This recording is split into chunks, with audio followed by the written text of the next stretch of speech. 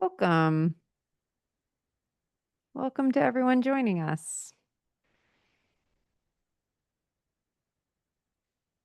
Just letting the room fill up. We've got an in-person room with some visitors, and we've got a virtual room. This is how we love to do things at the Disability Cultural Center. Choose your own adventure style. All right, let's get started. My name is Emily Badix. I am a co-director here at the San Francisco Disability Cultural Center. And some access notes before we dive in. You're invited to turn on your video if you want to be part of this in a visual way. You can use emojis, you can use the chat. Also okay to lurk. Keep your video off today if that feels better, whatever feels right for you. We'll be reading the chat aloud at certain moments to try and bring some of that conversation in. Folks in our in-person space can't access it, and some folks who have to turn off screen reader alerts won't access it. If you feel like you're missing out on some of those components of the chat, you can always email us at access@disabilityculturalcenter.org afterwards, and we'll be able to give you a copy of the chat. Oh, good. More people coming in and joining. So the DCC has just been open for a couple of months, and we are so excited to get to host this event here in this space. This space came about because there were so many people in the Bay Area disability community who have fought hard and have been the leaders really across the country in advocating for disability culture as a crucial piece for how we fight ableism, how we make change happen. And thinking about this space opening, it felt really appropriate to have this event, as Neil Marcus was one of the first people I ever met who really pushed me and talked about the transformative power of disability culture. So we're so honored to welcome his sister and friend into this space, and also to welcome Rosemary McDonnell-Horita, who is one of the people I know who brings cultural conversations to all of their disability justice work. Rosemary, I will pass it to you. Thank you so much for being with us today. Thank you, Emily. Thank you, everyone, for joining us virtually and in person. My name is Rosemary McDonnell-Horita. I use she, her pronouns. Welcome to the Spastic book chat hosted here at the San Francisco Disability Cultural Center. I'm excited to be in conversation today with Kendra Marcus, who is Neil's sister, publisher, and many other things I'm sure that we can't put in our introduction. And also Scott Chambers, who's joining us virtually. Hello, thank you for being here. And Scott Chambers was Neil's able assistant, and both of them knew Neil very deeply and can help bring his essence here into the space, into our conversation. I want to welcome both Kendra and Scott to the conversation. Kendra? Thank you very much. I thank the Disability Cultural Center very much for inviting us for this event and to explain and give you a little window into Neil's life and his accomplishments, because we feel that he accomplished an enormous amount in his life. And he was just a very unusual person. He went on adventures. He went on television. He went in front of the stage, and he took on life and took on living as a great adventure. And he started with, as a young child, being perfectly able and very sports oriented. Then he noticed his leg was twisting in, and he started to get afraid, just as many of us are afraid of disability. And so he hid. But the book details how he got out of that frame of mind and really took on life as the greatest adventure. So back to you, Rosemary. Thank you, Kendra. So before we get into some questions and dive into more about the book, I first wanted to bring Neil's voice into the space so that those of you who didn't know Neil, before tonight, we'll get a little bit more of a sense of his art and his contributions to disability culture. This is Neil's poem titled Disabled Country. If there was a country called Disabled, I would be from there. I live disabled culture, eat disabled food, make disabled love, cry disabled tears, climb disabled mountains, and tell disabled stories. If there was a country called Disabled, I would say she has immigrants that come to her from as far back as time remembers. If there was a country called Disabled, then I am one of its citizens. I came here at the age of 8. I tried to leave, was encouraged by doctors to leave. I tried to surgically remove myself from disabled country, but found myself, in the end, staying and living there. If there was a country called Disabled, I would always have to remind myself that I came from there. I often want to forget. I would have to remember to remember. In my life's journey, I am making myself at home in my country. So I also want to welcome Neil's energy and spirit and essence and artistic energy into this space to join us. And my first question, in reading this book, Emily asked me to moderate this conversation, and she asked, do you know Neil? And I said, no. But then I went on Facebook and found out that Neil and I have 35 mutual friends, which is often the case in disability spaces, right? We all know each other. It's a very small community. But Neil's book is titled I, Spastic. And he commanded the reader to see the world through his perspective. And one way of doing that was reclaiming the word spastic as a part of his identity. He also talked a lot about non-disabled people's fear of disability. Why was it important to Neil to claim this term and also at the same time eliminate that fear of disability? So I'll start with Kendra and then go to Scott. I really think that it was important to claim it because that's who he was, and he wanted to live a life just like everybody else. And so he said, okay, I'm spastic, but that doesn't mean I can't do art. That doesn't mean I can't live a normal life and love and all those things. Scott. When he was a little guy in school,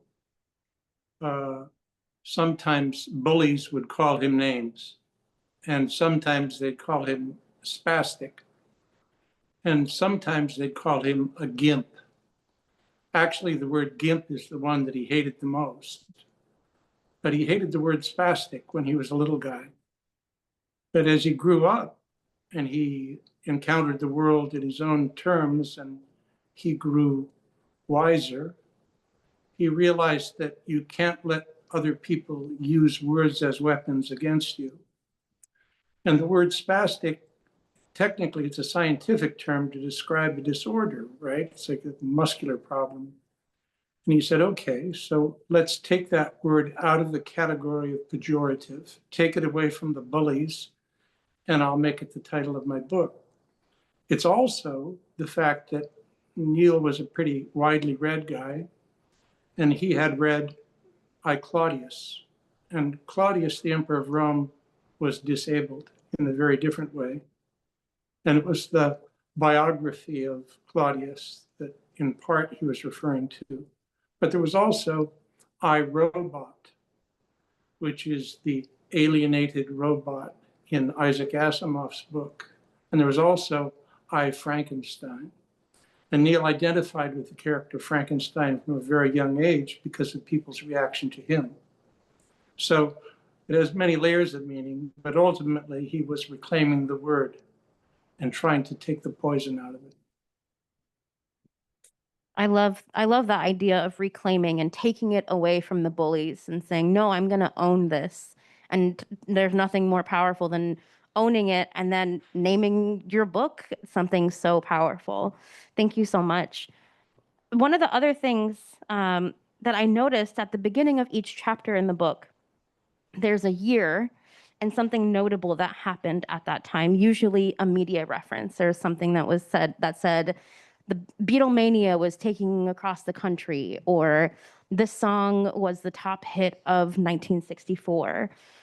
Can you explain why, like some of the why behind the media references, and especially the mentions of music? Was that something that was a really big part of Neil's life? Since I wasn't with Neil at the writing of the book, I yield to Scott, who was very intimately involved for 3 years. I think the reason for the introductory snippets of information, cultural information, was a way of making the chronology of the story clear to a reader without giving a lot of dates. It was sort of like cultural signposts to orient the reader in the American culture at the time as Neil was living it. But the selection of the songs, sometimes they were joking references that Neil wanted to make. Sometimes they were things that were important to him. And sometimes they had sometimes they were just puns on something that was going on later on in the story.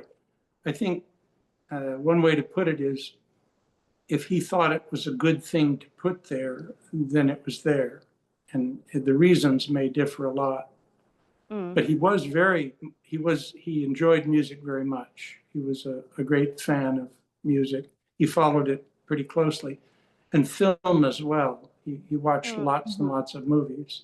And he made references to those as well in those little guideposts to the story. I personally loved it. I think as someone who loves music and media, it really did. It wasn't just saying 1964. It was saying 1964 and Twist and Shout was playing. And so I can kind of imagine the culture and the space and what people were listening to on the radio. And so I felt really inspired by that. And so I made a playlist called Spastic that is supposed to accompany our event today. Wow. With some of the songs that were referenced in the beginnings of each chapter, or that were popular for the year that was mentioned. And so, Emily, you're going to put that in the chat for folks who are joining us virtually, to kind of just get a sense of, like, you know, what was happening in the world in 1958 or 1972. Beyond what we know maybe politically was happening in the United States. I think media, as Neil mentions in the book, is a big part of understanding culture, understanding disability, understanding what is okay and cool and what is not. So thank you for helping us answer that question, and I hope that people enjoy listening to the playlist. So now we're going to switch over to play a clip from the audiobook, and this is from chapter 24 of Spastic. And it's read by Rod Latham, who was the producer and director of Neil's play. Storm reading. Perfect. I'm at the kitchen table in Mancus. I just had an eye-opening adventure. I took the bus to the Department of Rehabilitation office in Fairfield. I was curious. After watching a fluorescent light in the waiting room flicker for 20 minutes, I was directed to a windowless office where a man dressed entirely in polyester sat behind a desk made of gray metal. He looked up from a piece of paper, and the corners of his mouth turned up slightly. He looked very earnest.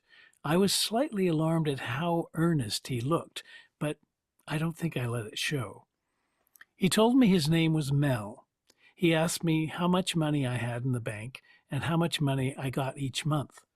The numbers were small. Teaching aides don't make much.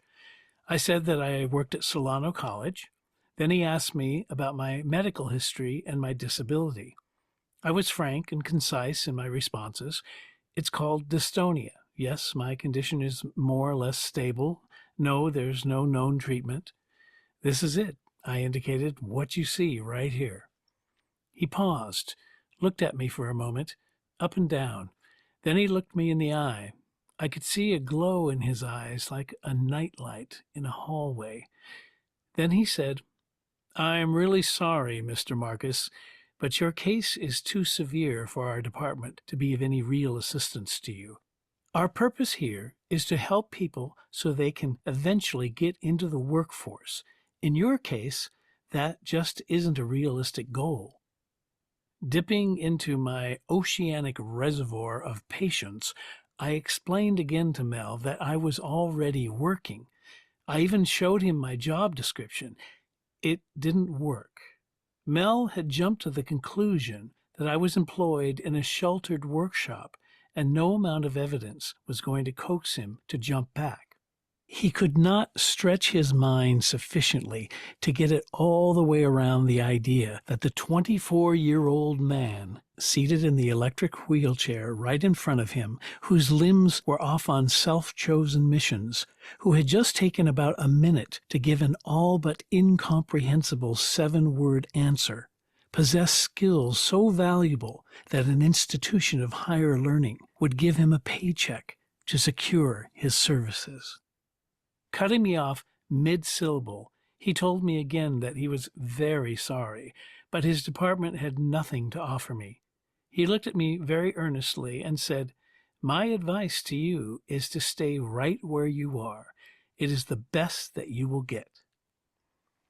On the bus on the way home, I thought about my conversation with Mel, replaying it over and over in my mind. I found it incredible. I thought about his job, his role, his mindset, and what I could do to help him see things differently.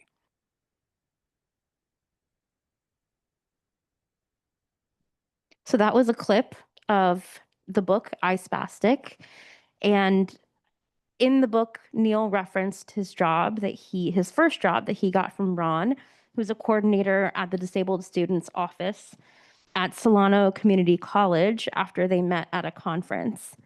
Later, we learned that through this job, Neil got his first power chair, ironically, through the Department of Rehabilitation.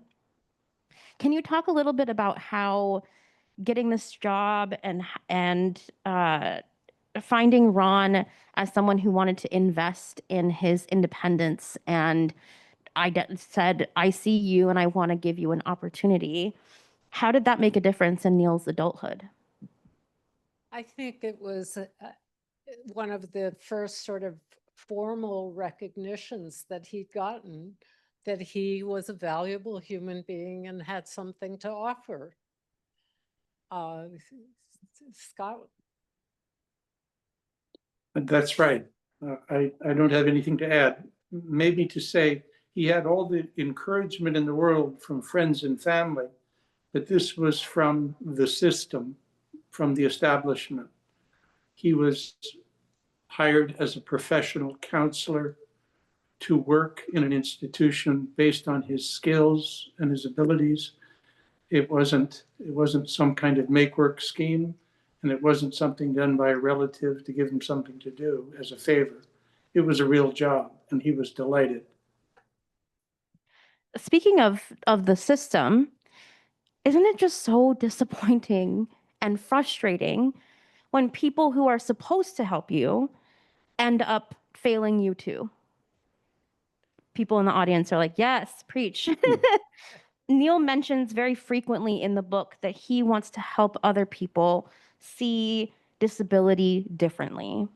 And many people feel the responsibility, I feel the responsibility all the time of educating non-disabled people that our lives are worth living, that they're full of joy, that we have a quality of life. How did Neil express joy? In a million ways. He lived, he jumped, he danced, he acted, he painted, he did absolutely everything. And his audience fed him. What would you say, Scott? I think that's probably the most important part about the whole book is his idea that people's fear of what he came to find as fear of difference, not just disability, but difference in general. He came to think that people were innately fearful of things that were very different. And he came to see it as the root of racism, of sexism. He came to see it as the root of most of the problems in society. And that fear of difference, when it applied to disability, created almost all the problems. And his solution that he pursued was, in effect, to make that fear of disability that's innate, in his view, to catch it when a child is young, to put into the arts and into media, into books, into advertising, into schools, into stores, into workplaces, positive images of disability that are non-threatening, and create a new mindset where disability isn't seen as something to be feared. And he thought you could do that best through the arts. That was his objective.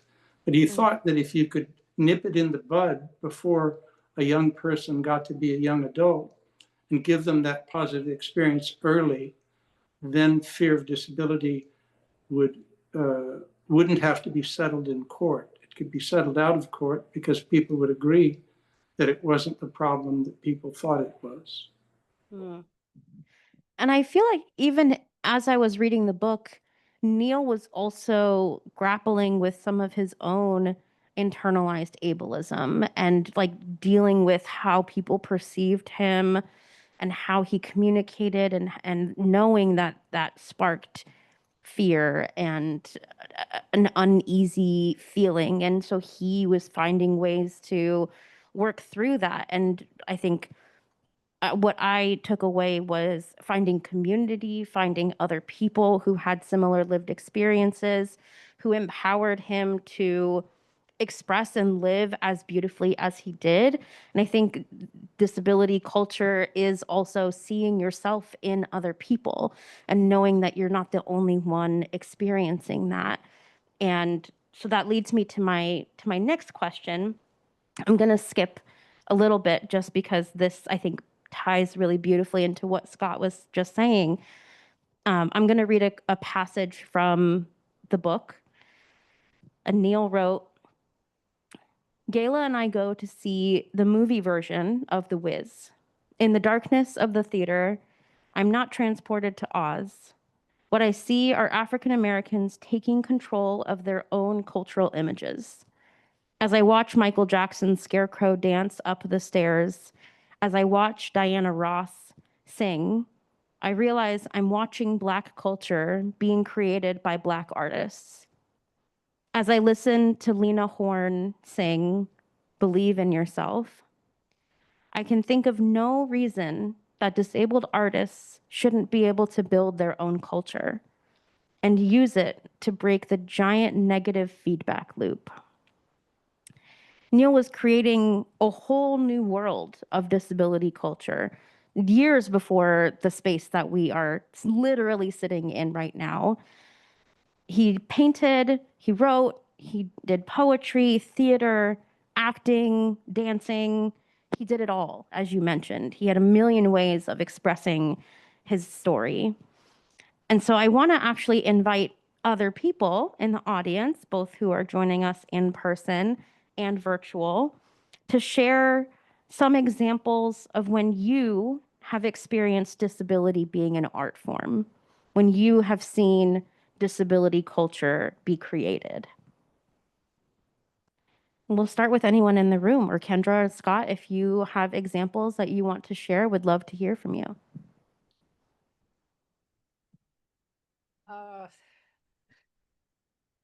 Anyone? I don't want to. I can give one of Neil's favorites. There used to be an ad campaign for Dewar's Scotch. And what they did is in glossy magazines, expensive magazines, they would have some young, good-looking professional who was cool in a full headshot on the page. And then they gave a short biography of this young, usually wealthy, successful professional. And at the end of it, they'd say, and what's your favorite scotch? And it would be Dewar's. And that was the whole ad campaign. And the thing that Neil noticed was that none of these young, successful people were disabled. So he made his own ad with himself as the Dewar's subject. And he did a bio talking about what's your most recent accomplishment. He said, learning to use public transit. That was his most recent accomplishment. And it was not done tongue in cheek, but done to emphasize the fact of his disability and his accomplishments as a successful young man. And your favorite drink. And I think at the end he said grapefruit juice because he didn't drink alcohol. So that was one of his favorite. And actually in about 2020, he did a remake of it with a big glossy picture and fancy text. His early version was pretty rough, but the later version was very slick. There's a couple of instances where Neil decided to create his own version of an ad or write to a corporation and say, hey, loved your ad. Notice you have no disability representation. Here's an idea. Disability representation, maybe. And so, yeah, I'm seeing lots of things pop up in the chat. But if anyone in the room wants to share where you've experienced disability as an art form. Hi. It's so good to be here with you, Kendra. And I'm now crying because I miss Neil so much. He was a dear friend. And literally every single thing that we did together for many years was like art. So I could think of lots of things, but just like the way we would eat together is one.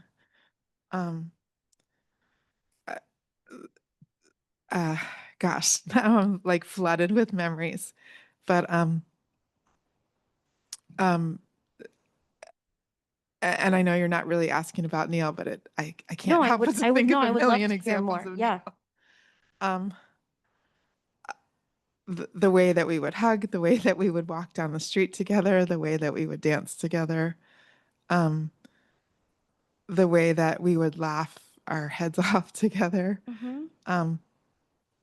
Just so many things. Like every single thing about being with Neil was like creating art. The way we were just super silly together. I love that. Thank you for being here and bringing your memories into this space. And I hope that they're overflowing and carry you home too. Yes, someone else in the front.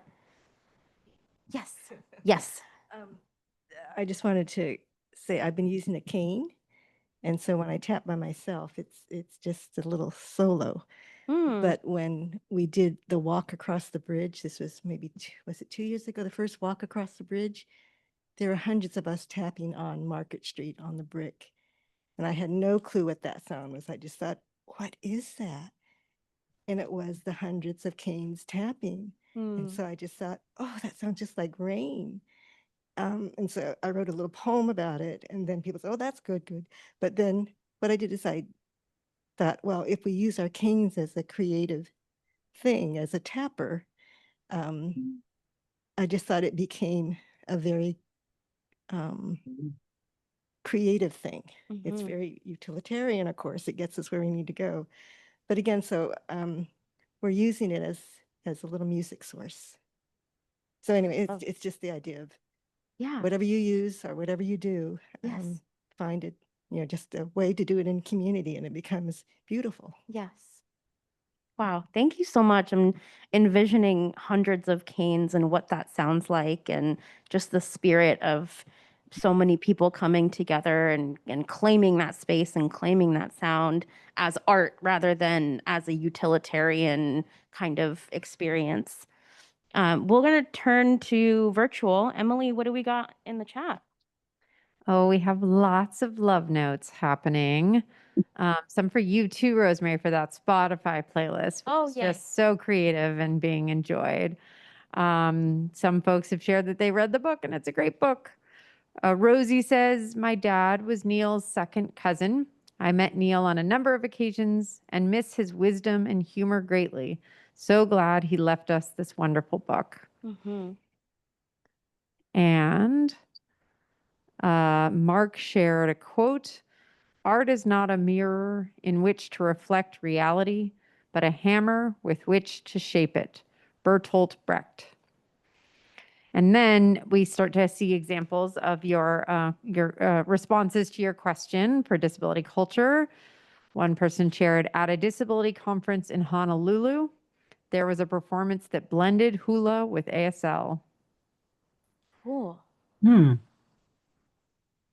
Hi, I'm Pam Zahn, and Neil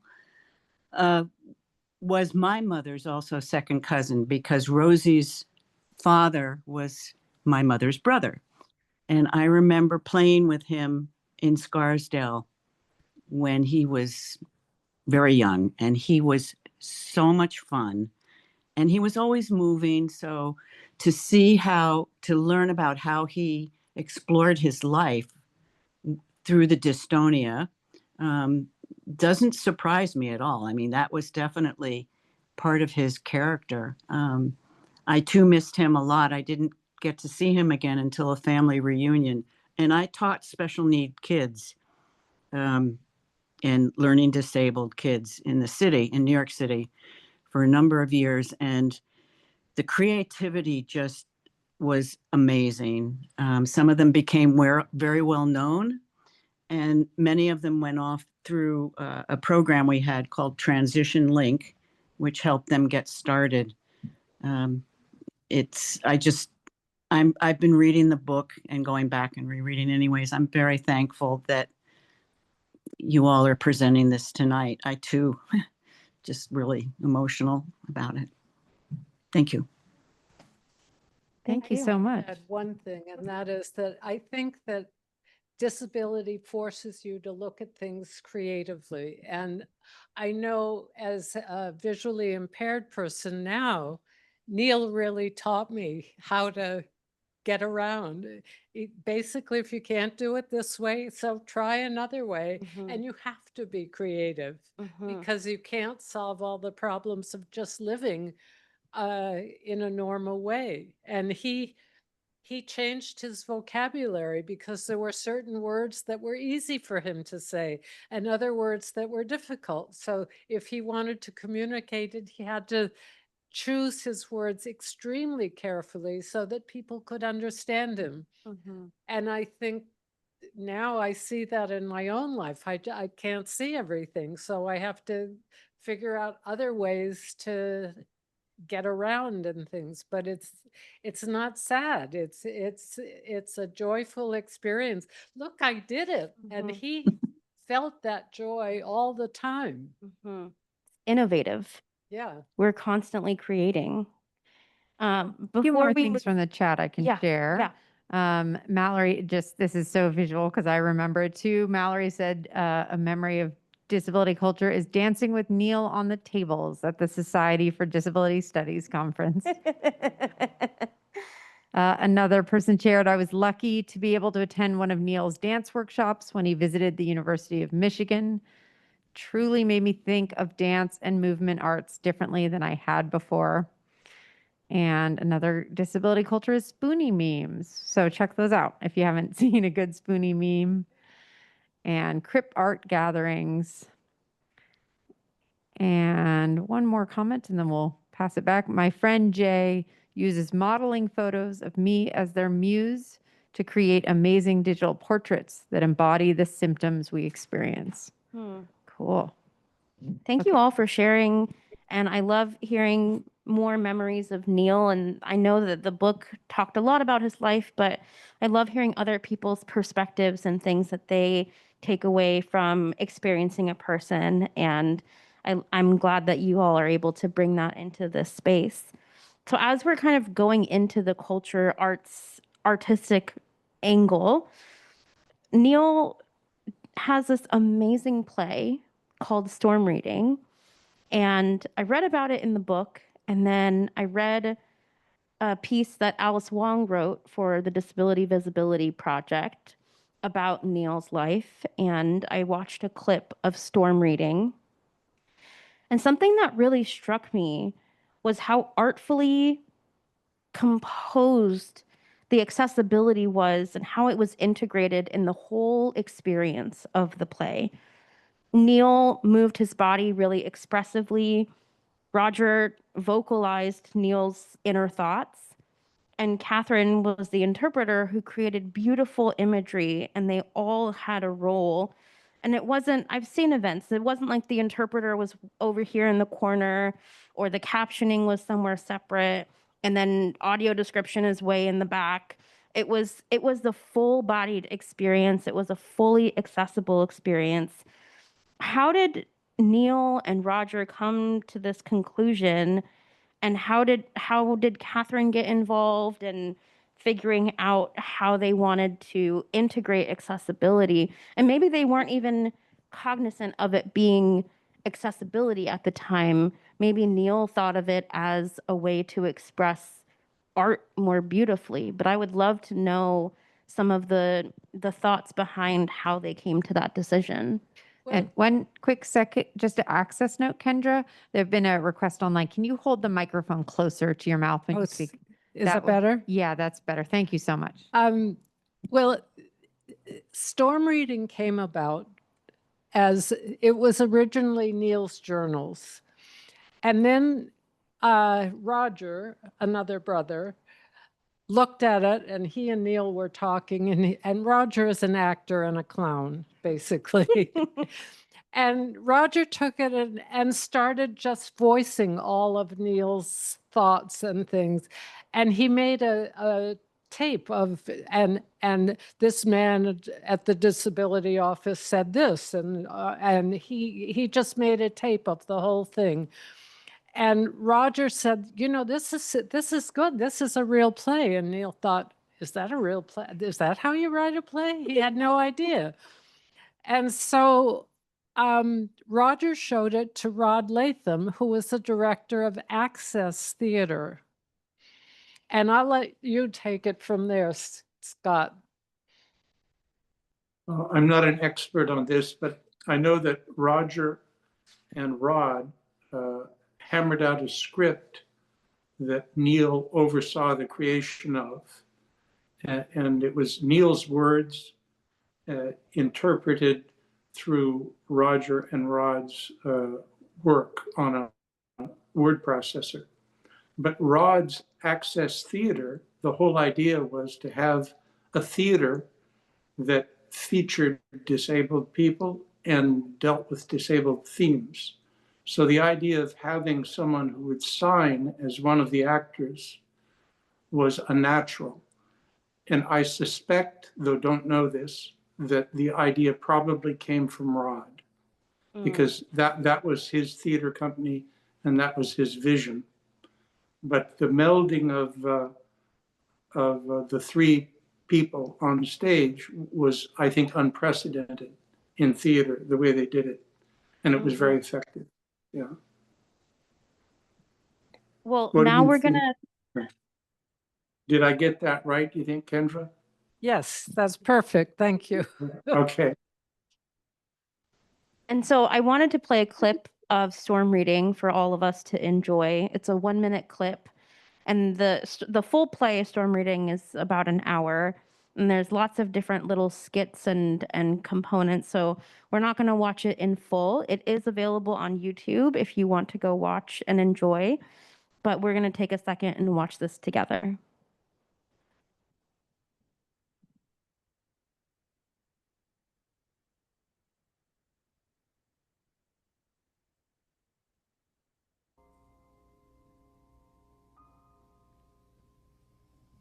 At the core of my being, I have felt that life is a dance.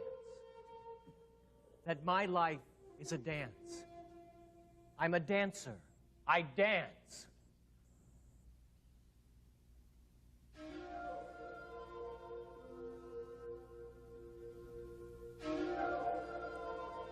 Knowing this has given me a great sense of pride. The world says, you are a spastic quadriplegic. I say, I'm a dancer. There's a new movement happening in the world. People are beginning to realize they're more than what they've been told they are. The flame is fanned and the fire spreads. Every moment is a new moment to do what's never been done before.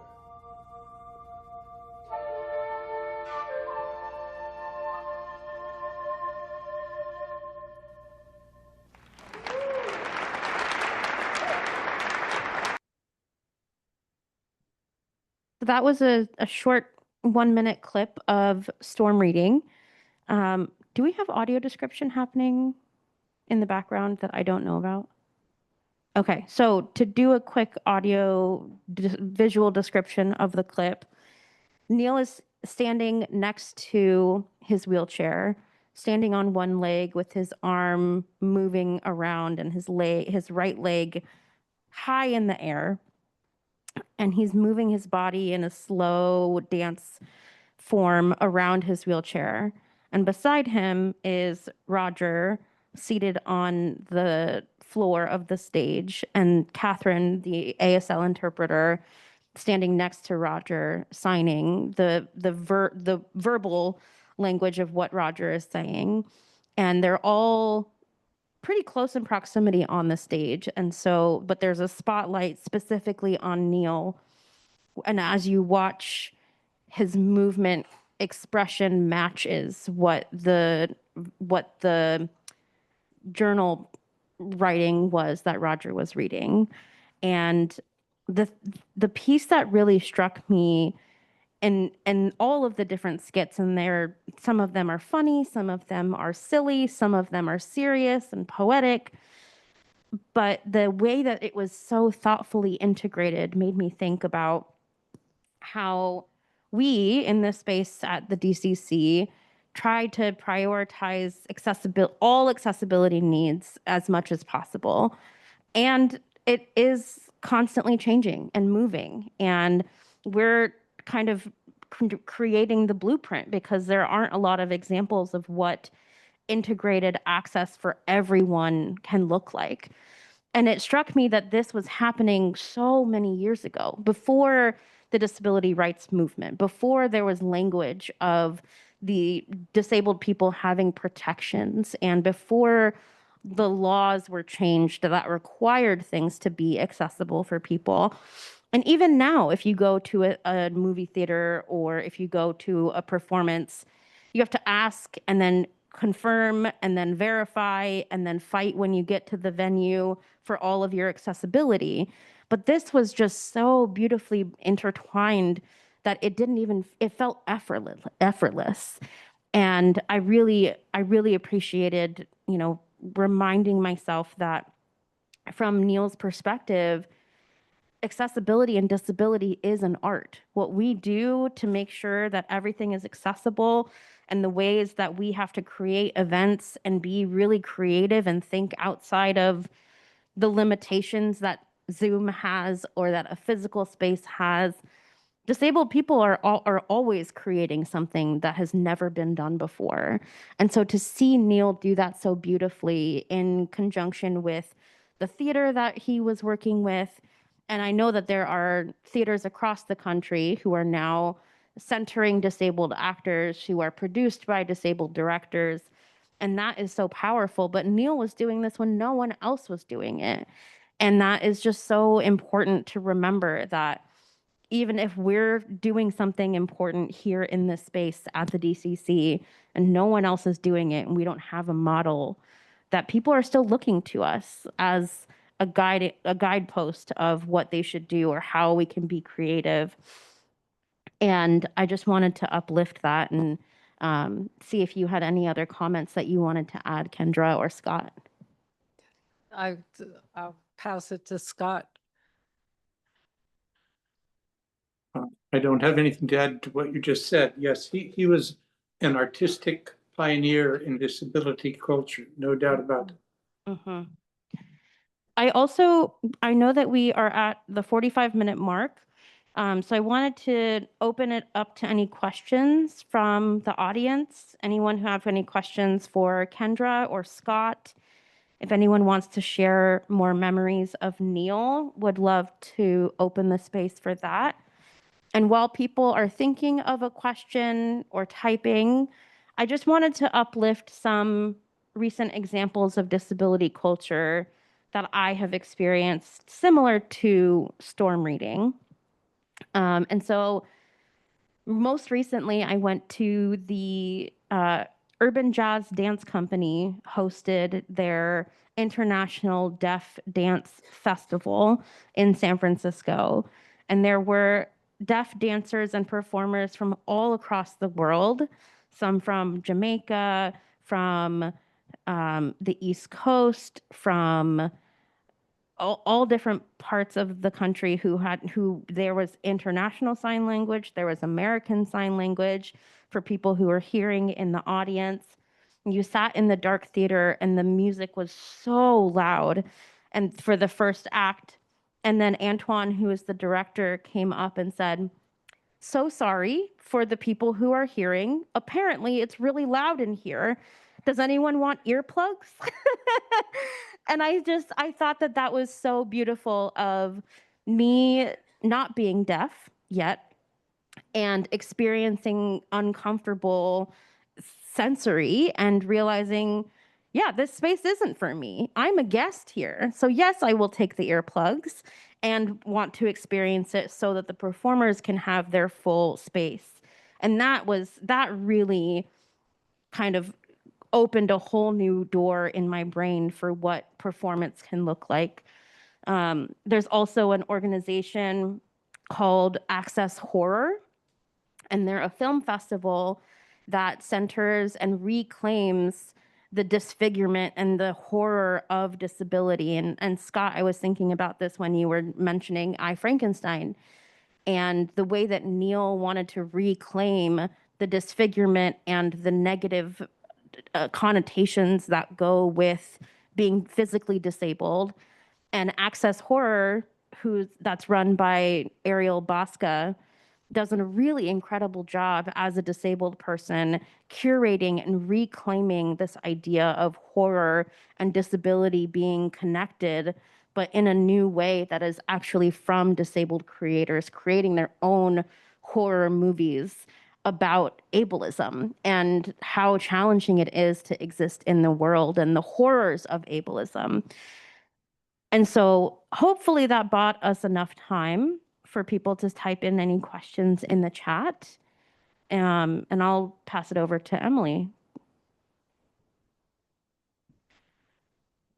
No questions yet, but another fun story that's getting lots of reactions. Lisa shared, "My husband, Chris Smith, was so inspired in his own work in disability art and culture by Neil. When he finally met Neil in person, along with many other heroes, at one of the Society for Disability Studies conferences, he was in awe of Neil, Petra, and so many others. He said to me, 'Don't they wear their bodies well?' He had never been so direct in identifying with his own disability until meeting Neil. One of the passages in Neil's writing that Chris and I often shared with others, especially those stuck in their ableism, was from Storm Reading. Disability is not a brave struggle or courage in the face of adversity. Disability is an art, and it's an ingenious way to live." And then lots of people responding to that, also asking, "Oh yeah, where's Petra?" and then remarking on also how funny Neil was too, as another aspect of what he brought to our community. And that comes through in the book very, very well. I mean, the clip that we played from Storm Reading was slightly more serious, but in fact, people went into Storm Reading thinking, "Oh, this is going to be so sad, it's going to make me cry." And they came out just laughing and exchanging comments and did you see the part about this and the part about that? And the book is exactly the same. There's one scene which we didn't play for you where he and a guy he calls Blind Chuck go into a bar on St. Patrick's Day, and it's hysterically funny, especially when you realize that Neil didn't drink. So the book is just littered with really funny episodes, and he enjoyed life, and he had it on display. One thing that I took away from the book and from an interview that you and Scott has done in the past was Neil didn't want to be a hero. He didn't want to be put on a pedestal. He's like, I'm just a normal guy living, creating art, trying to exist. And I think, at least for myself, I find myself seeing people in community and being like, wow, I'm in the same room as Alice Wong. Wow, I'm in the same room as, fill in the blank. And getting to know them and having relationships with them. They're just normal people. We're just normal people. We just are existing. And I want to resist the creating Neil as a hero, but also don't want to underestimate the contributions that he created for disability culture, for our community. So I've been grappling with what that in between looks like. And I think retelling stories, having people share their lived experiences of him, and finding real human connection between someone who might have a different disability than you or have a different lived experience, but share a meal together and have those memories. And it doesn't seem, especially in the book, Neil felt like eating in public was a revolutionary act. And for everyone else, it's like, oh, yeah, I'm going to go and eat at a restaurant. And that's not anything, that's not news. But for Neil, it was a big momentous occasion to have the confidence to be able to do that, and the not give a fuck energy, respectfully, and doing it anyway, despite what people might think of him. And so I just wanted to note that of like, we have really incredible people in our community who have done amazing things, and they're just people too. And speaking to the point of Neil not thinking of himself as a hero, as we grew up, my mother was an actress. And so being around actors and actresses was very normal to us. And when Neil was growing up, my mother and father had a weekly poker game at the house, which is described in the book. And one of the people who came to the poker game was a man named Michael Wilson, who wrote the script for Bridge Over the River Kwai. And so Neil was very comfortable being around all these people. And for him, it wasn't hero worship at all. It was just, that's the way it was. And then Scott, maybe you can tell the short bit about what happened to Michael Wilson. Michael Wilson had a stroke. And he used to come to the poker game once a week, and he'd drive up in his sports car, and he always was very well dressed, Hollywood style, pearly white teeth, silvery hair, big smile. And Neil was limping at the time, but still walking. And he was a little overawed by the guy and quite impressed by him. He thought he looked like Elvis Presley. He didn't, but Neil thought he looked a bit like him. And then one day, Mike Wilson came to the poker game, and he had had a stroke. And he was dressed in a onesie, and he was being fed with a spoon, and he was dribbling food onto his onesie, and he was wearing a bib.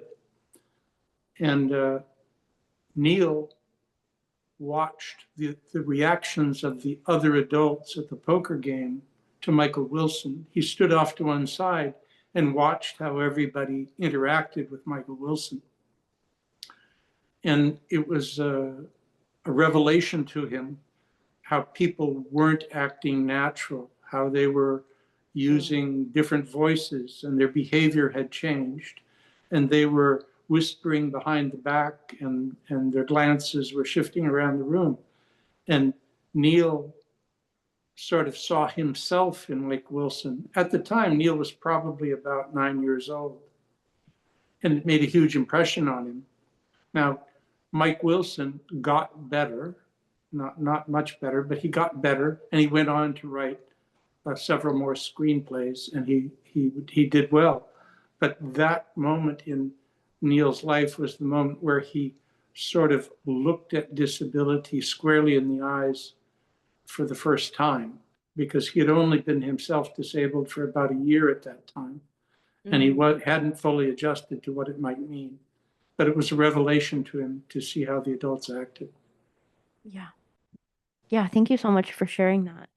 So as we're closing, we've got about 5 minutes left. I wanted to read a passage, one last passage from the book.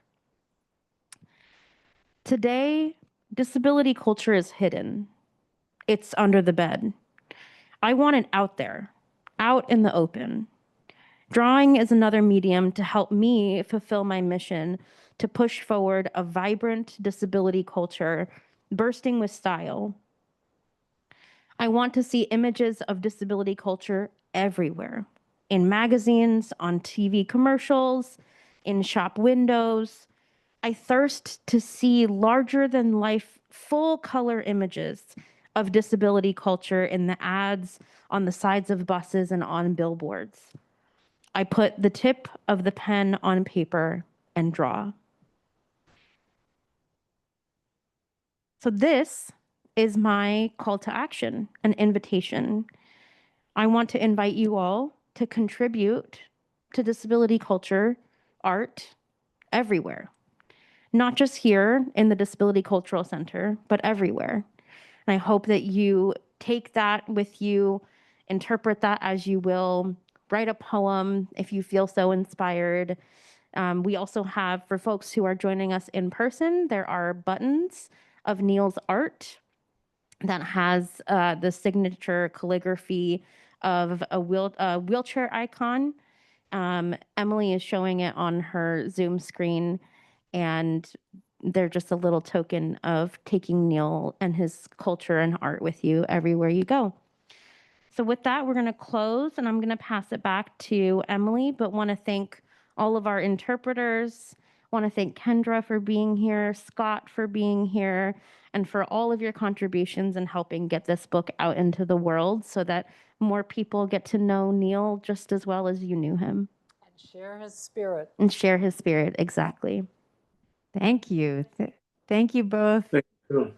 And Rosemary, thank you for that extra distance. You didn't just facilitate a panel, you made a playlist, you made buttons. That's, that is an example of disability culture. It needs material objects too. We've got to have music and something to touch. It's the full spectrum. That's how we do it.